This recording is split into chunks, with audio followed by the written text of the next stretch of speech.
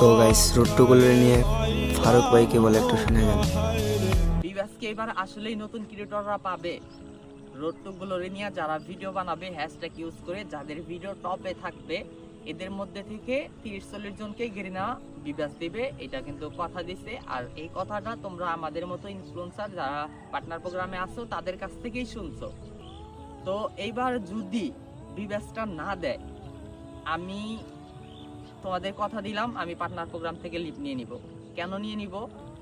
অন্য ইউটিউবাররা কি করবে জানি না, তবে আমি এত করে তোমাদেরকে বলছি, যখন খারাপ সময় ছিল কিছুদিন আগে সবাই ভিডিও বানাইতেছিল পার্টনার প্রোগ্রামে, সব ইউটিউবাররা খারাপ, সবাই আমাদেরকে চায় না আমরা বিবেস পাই।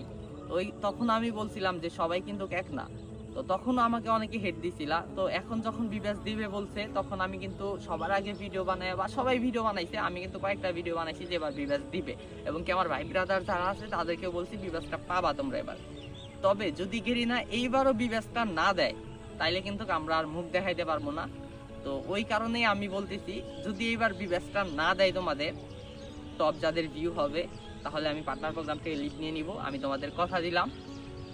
তোমরা এই ভিডিওটা দরকার বলে সেভ করে রাখো।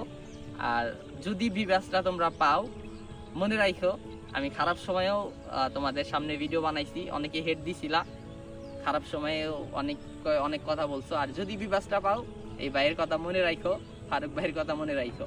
আল্লাহ হাফেজ গাইস।